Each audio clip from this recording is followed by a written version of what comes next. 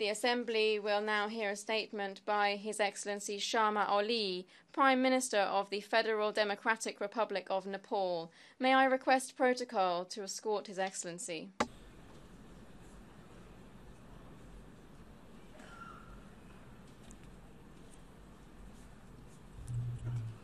Tengo el honor de dar la bienvenida al... It is my honor to give the floor to His Excellency Sharma Oli, Prime Minister of the Federal Democratic Republic of Nepal. I invite him to address the General Assembly.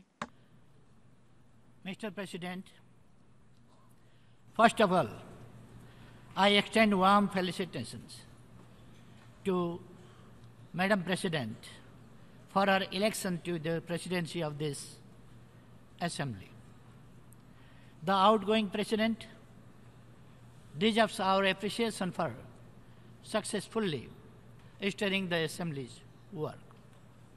We commend the Secretary General, Mr. Antonio Guterres, for the dedication, commitment, and leadership with which he has been serving the organization.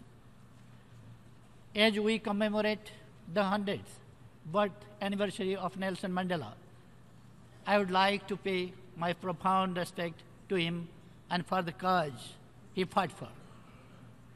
An iconic figure, he was a great human soul and remains a source of inspiration for peace, justice, harmony, forgiveness, and reconciliation. This year, we have lost an outstanding diplomat and visionary Secretary General Kofi Annan. I also pay sincere tributes for the tremendous contributions he made to promote peace, development, and human rights in the world. Mr. President, I bring greetings and best wishes from the land of Buddha and Sagarmatha, also known as Mount Everest, for the success of this session.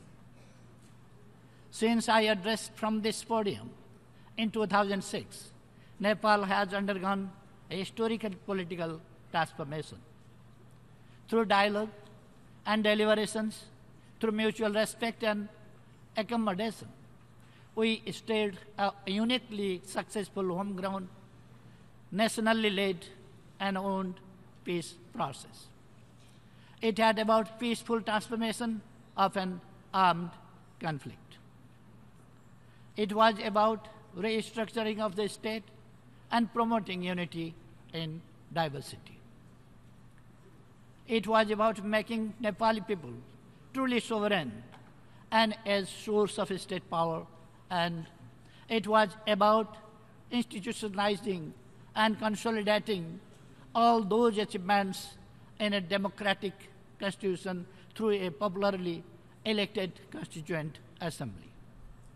Despite the difficulties in the wake of devastating earthquakes, the political leaders rose to occasion with a common resolve to promulgate the Constitution in September 2015, thereby fulfilling the 7-decade-long people's aspiration to write their own constitution. The Constitution of Nepal not only consolidates democratic quality under a federal republican order, but also embodies extensive rights and freedoms of the people. Separation of power, checks and balances, the rule of law, independence of judiciary, periodic elections, inclusive and proportional representation are the defining features of the Constitution. Our vision is of a comprehensive democracy that empowers individuals not only politically but also socially, economically, and culturally. Implementing the Constitution was another paramount task before us.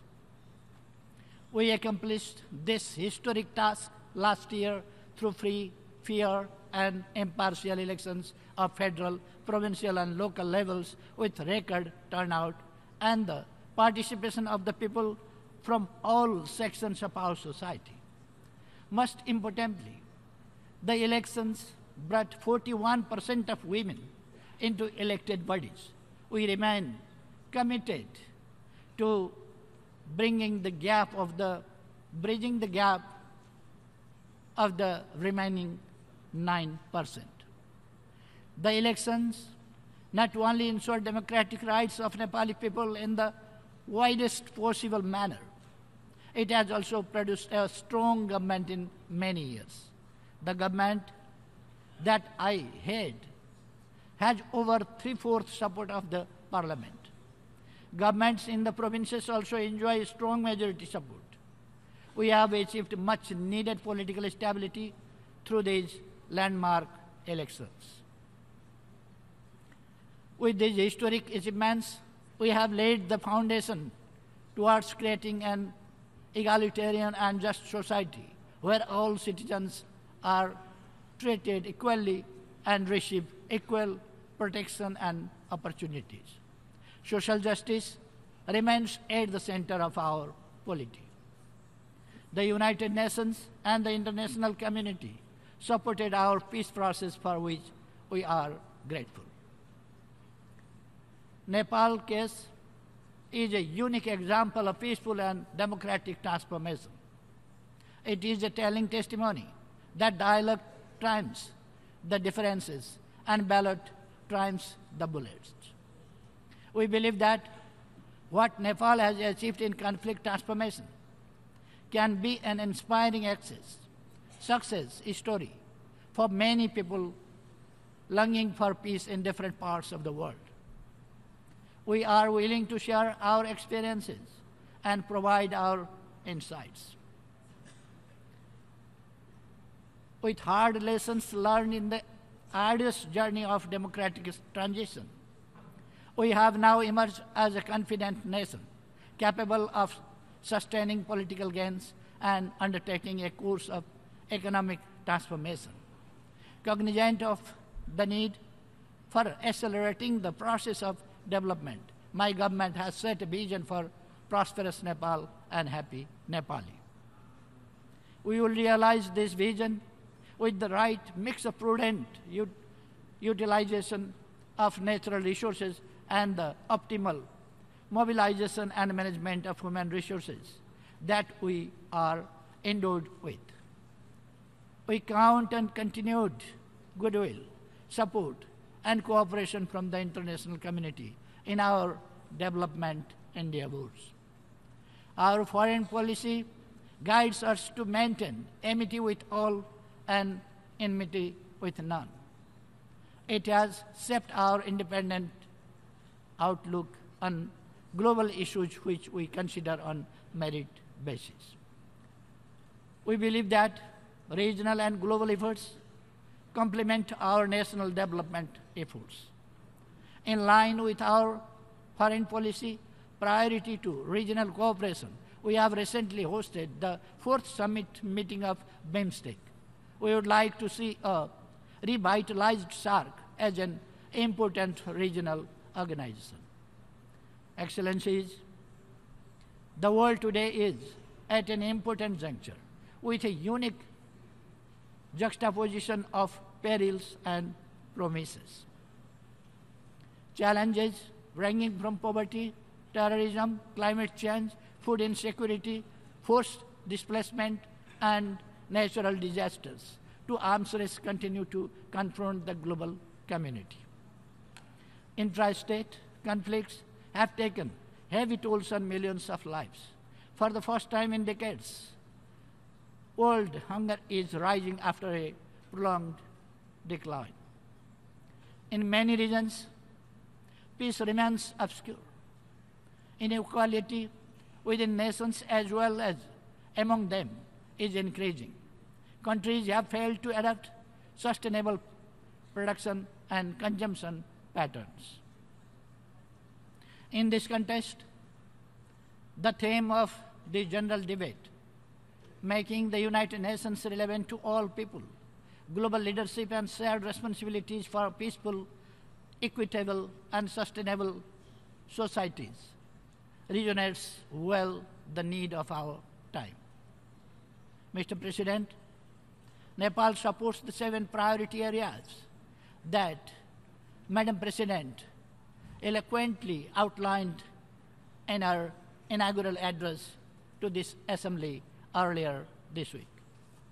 I hope the current session will seriously deliberate on these priority areas with seriousness and urgency that deserve. Here lies our political will and determination. With this commitment, we must ensure that the voice of the people is struggling for their rights, liberty, freedom, and justice in various parts of the world, including Syria, Yemen, Palestine, and many other places, must be heard and addressed. Mr. President, the pursuit of making the UN relevant to all people is well captured in the philosophy of leaving no one behind. In this third year, global efforts in the implementation of the 2030 Agenda appear too few and far insufficient. Needless to say, the least developed countries are the battleground on which the 2030 Agenda will be won or lost. Development in LDCs appears dismal despite a record performance of global economy. International support measures are failing to make a dent. Implementation of the internationally agreed commitments made in their favor is far below our expectations. Reaching farthest behind first is not a luxury. It is not a charity either. It is an international obligation, a duty, and social responsibility. The impact will be fully realized only when external support measures respect national ownership and leadership, are aligned with national priorities, come through national systems, while they help build productive capacity, create jobs, and develop human resources. Only through smooth access to market, removal of trade barriers, injecting finance and investment, building capacity and transfer of technology, and overcoming the infrastructural bottlenecks can enable LDCs and LLDCs take path to sustainable development and integrate themselves in a global value chains. Ladies and gentlemen, when it comes to climate change, the clock of caution is ticking loud. The impact of climate change burdens the poorest and the most vulnerable countries, like my own country, Nepal, despite their negligible emission. We cannot remain a bystander when snow-clad mountains, known as water towers of the world, are receding and glaciers are retreating. Erratic weather patterns causing floods and inundation in the plains. It is an unpleasant irony that we have been victim of the catastrophes that we did not contribute for its casualty. The impacts of climate change on mountain and small island countries have been felt as existential threat. The loss of lives, properties, and biodiversity and increasing phenomenon of climate change are becoming untenable. A matching and robust response is required. We cannot evade from the responsibility, nor will there be any excuse for inaction. We must act decisively in ensuring climate justice and respect the principle of common but differentiated responsibilities and respective capabilities. To make this happen, international cooperation and collaboration for adoption and mitigation is sine qua non. The Paris Agreement must be implemented in its entirety and good faith. Mr. President, the health and well-being of our children and youths is an investment for future. Delivering quality education, imparting skills, and spurring innovation can make a virtuous composite to enable youths to be relevant and be able to contribute to society and nation building. We must support for full development of their potentials, their creativity, and energy to flourish. Inculcating entrepreneurial spirit and creating decent job opportunities for the youth can fuel economic development and help positively transform our societies. At the same time, we must also inculcate them with the civil and moral values so that they become a force for harmony and tolerance in society. Mr. President, the frontiers of technologies are ever expanding, and they have been major driving force for social transformation. But the digital dividend is unevenly distributed, while the digital divide is widening. Technology has been a powerful agent of change and transformation. At the same time, technological revolution is disruptive. The developing countries, especially LDCs, are struggling to cope with the new modes of production and consumption. We must create an environment to ensure easy access to affordable technology and free the barriers for their transfer. This will provide a level playing field to all countries to benefit and propel economic growth through new technologies. Excellencies, this year the UN has taken boldest of the reform initiatives in decades. The cross-pillar restructuring of the organization gives us an important opportunity to strengthen its development pillar and prove its efficiency in delivery. We believe that the repositioned UN development system will better deliver on 2030 agenda. To ensure a second system, learning the new methods by a new generation of country teams is important. But more than that, unlearning the old habits that implored us to undertake this reform is equally important. What matters also is the reform, is the transformation of the culture. The new culture must have accountability, transparency, and national ownership at its core. Nepal welcomes the reforms undertaken in peace and security architecture, as well as management of the organization. UN should reflect the mosaics of its memberships and achieve greater efficiency and effectiveness.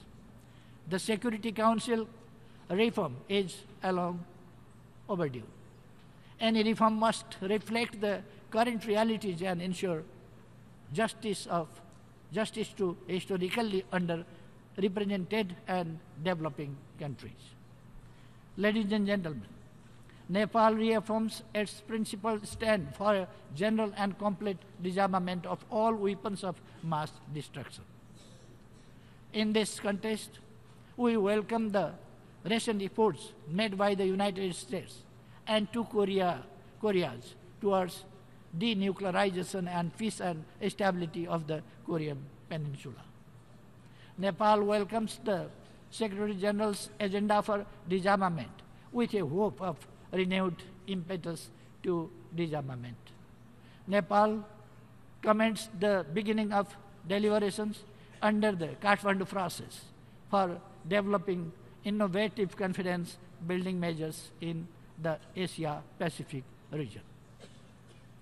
No region is immune from the menace of terrorism. Nepal strongly condemns all acts of terrorism committed by whomsoever and for whatever purposes. Nepal calls for an early conclusion of a comprehensive convention against terrorism. Mr. President, never has been the issue of human mobility so prominent in the agenda of the United Nations. Nepal looks forward to the December conference for the formal adoption of the Global Compact for safe, orderly, and regular migration. Ensuring human rights and well-being of all migrant workers remain our priority. Nepal believes that the compact will serve this purpose and make migration work for all. Nepal has hosted thousands of refugees for decades on a humanitarian ground. The international community must uphold the refugees' right to return to their homeland safely and with full dignity. Mr. President, the complexities and intractability of global conflict render the current thrust on conflict prevention even more important. Mediation and underutilized tool can be applicable in all phases of the conflict continuum. Nepal recently marked the 6 decades of partnership for peace with the UN. Nepal has responded to every call, even at the shortest notice and without national caveats. Nepal welcomes the Secretary General's initiative of action for peacekeeping and has endorsed the Declaration on Peacekeeping Operations. Troops and police contributing countries must be given fair opportunities to serve at the leadership positions both in the headquarters and the field missions. A sustained partnership for capacity building of peacekeepers and providing for their safety and security can enhance performance of peace operations. Nepal condemns attacks on peacekeepers. Ending the indignity of sexual exploitation and abuse is a must. Nonetheless, peace missions alone cannot substitute the homegrown preventive as well as conflict resolution measures. Our own experience tells that peacekeeping cannot do what the politically negotiated settlements can. Excellencies, Nepal's commitment to the protection and promotion of human rights is total and unflinching. We hold that development, democracy, and respect for human rights as interdependent and mutually reinforcing. As a member of the Human Rights Council, we will continue to play our constructive role to deliver on Council's mandates. The ongoing transitional justice process in Nepal respects the comprehensive peace accord as well as the ground reality for sustaining peace and delivering justice. We will not allow impunity in serious violations of human rights and humanitarian laws. Mr. President, we are living in an uncertain world. Cold War rivalries are resurfacing. Trade tensions are building up. Multilateralism is being questioned. The Secretary General's opening statement largely captures the realities of contemporary world and the sentiment of the member states. We, be it in the field of peace and security or in sustainable development, climate change, migration, and technology. We underscore the centrality of the United Nations as the most legitimate multilateral forum to deliberate on the challenges that we all confront globally. It is the obligation of all member states to preserve the sanctity of multilateralism and uphold respect for international law. The problems that we confront today at global scale can only be overcome by global collaboration and partnership in absolute trust and confidence. We are yet to make international system truly inclusive that promotes fairness, equality, and justice for all states, bigger or smaller. Before I conclude, Mr. President, let me reiterate Nepal's profound commitment to the principles and purposes enshrined in the UN Charter.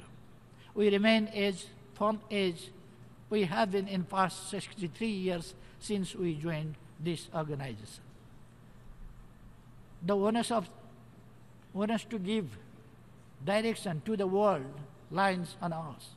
Our collective wisdom and leadership should aim at the realization of aspiration of all for peace and prosperity. Let us make a collective resolve that the 21st century history will not be written as a history of confrontation and conflict, of poverty, exclusion and underdevelopment, of injustice and exploitation. It should rather be a history of cooperation and harmony, of prosperity, inclusion and development, and of justice and fairness. Thank you very much. Thank you all. En nombre de la Asamblea. On behalf of the General Assembly, I wish to thank His Excellency Sharma Ali, Prime Minister of the Federal Democratic Republic of Nepal, for the statement just made, and I request protocol to escort His Excellency. The Assembly will now hear a statement by His Excellency Enele Soseni Sopoaga, Prime Minister and Minister for Public Utilities of Tuvalu. I ask protocol to escort His Excellency.